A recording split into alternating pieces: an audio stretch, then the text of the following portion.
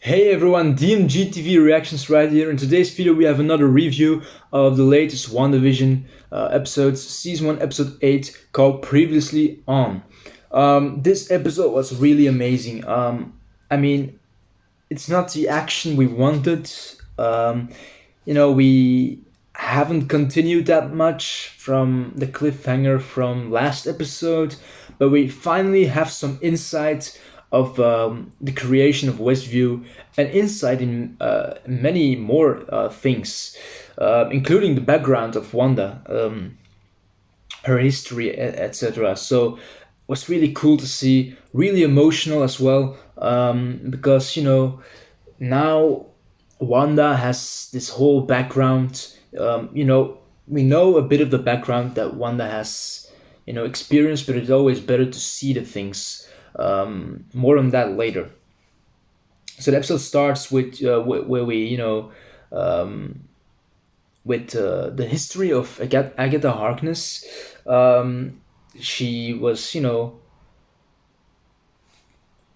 a witch in the Salem witch trials, a real historical event where they killed people who were supposed to be witches, and her own mother tried to kill her, or I don't know what they tried to do. It looked like they were witches themselves, and they wanted to take her power or something, but just wanted to kill her. But Agatha defended herself with her powers, or the power defended Agatha, and then she became, the villain we now know. Then we go, to the point where we left off, and we go to this to the points in Wanda's life, because Agatha wants to find out how Wanda created this whole new reality, how she controls everything, and how she created Westview.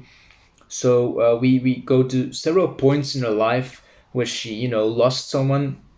The first point, we finally see the bombing that killed Wanda's parents and Pietro's parents. Um, yeah, it was. The thing is, we know the background of Wanda, we know it, but now we've, seen it, so it gives more meaning now.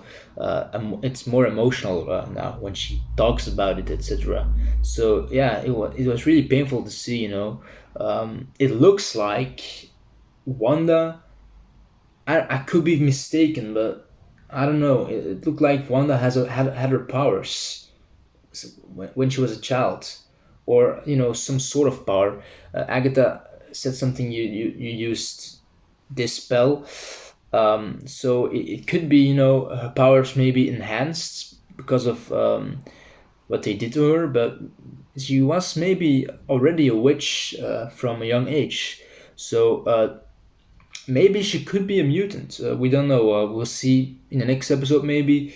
I'm really excited for it. So then we go the next phase where she lost, or not, at that phase she didn't lose Pietro, but the next phase she had a very difficult period when she, actually requires or gets her powers with Baron Stryker. We see how she deals with the spear of Loki, how she gets her powers, and how they actually used her and experienced on her. Actually, on that scene, I wanted to see more. I was hoping to see some scenes when she was inside in prison, like we saw in Winter Soldier, and see what was going on inside her head when she was sitting like that. But it's cool. The next scene, we go to the first time she and Vision ever shared a house. It was in Avengers headquarters, and they actually, it's right after Wanda lost Pietro. You see that actually Vision is the first person, or someone who really was there for her, and how they, build up their friendship to a relationship. Of course, really emotional to see actually all this, because now you get why she did what she did. But yeah, moving on, we see that she goes to the sword headquarters and asks to, see Vision's body, and she wants to bury him. Hayward is kind of, a dick, like he always is. So Wanda breaks in, well, she gets inside and she gets to see the body, but she can't have him because Hayward wanted to make a weapon of Vision. So Wanda breaks, in the room, but she tells, "This isn't you. You're not alive. I don't feel anything." So it was a lie. Wanda didn't take Vision's body. Hayward lied because of that. I don't know why. Probably for his own reputation or something, and to terrorize or to make a terrorist out of Wanda. But yeah, then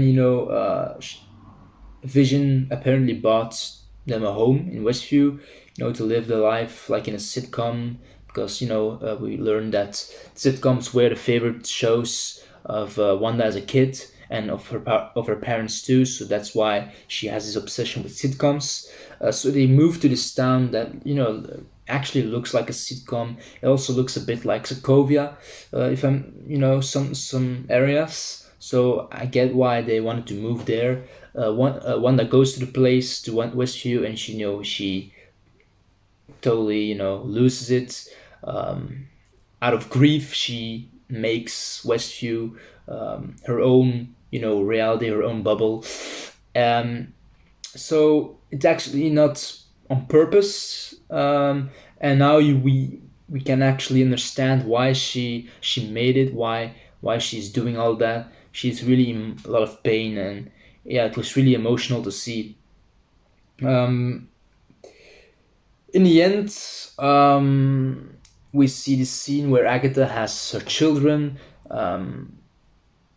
You know, Agatha still asks her how she did what she did, and she calls her out for being a chaos witch, or what was it, chaos magic. I can't be mistaken. I have to watch the episode again because there was a lot in it, I think. And then she calls Wanda the Scarlet Witch. A myth. Apparently, the magic she uses is actually a myth, but now it is real. So she's called the Scarlet Witch, which was really amazing to hear on screen for the first time. And then the episode ends. The common "please stand by." I hate that phrase, like I said last week. I hate it, but once again we get a mid-credit scene and we see Hayward has succeeded actually and made a weapon out of Vision. Vision is now like white blue. He looks a bit like a Jotun from Jotunheim from the Thor movies. But yeah, this Vision will probably be, I don't know, bad, fight against Wanda. So yeah, that will be interesting.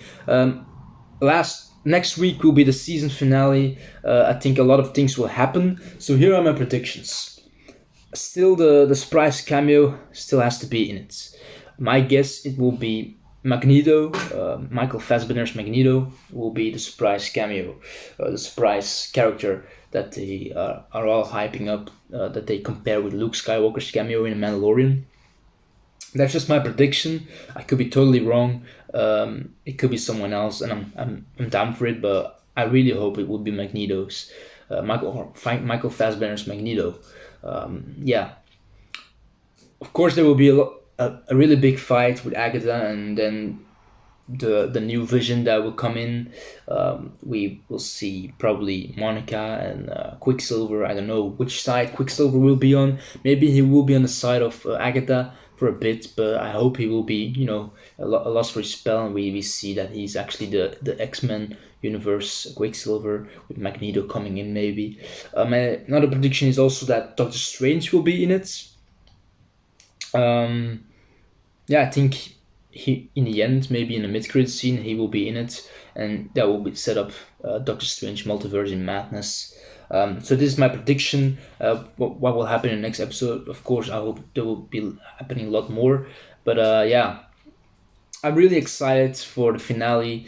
A week waiting is really long, but yeah, I think we can all do it for one last time. And then, of course, in 2 weeks, or now in 3 weeks, but when the finale ends in 2 weeks, we have Falcon and the Winter Soldier, of course, which I'm really excited for as well. The future for the MCU is looking bright, and I can't wait to experience it all. And I hope soon we'll get another movie in the cinemas when it opens in Belgium. So yeah, this was my review of WandaVision episode 8.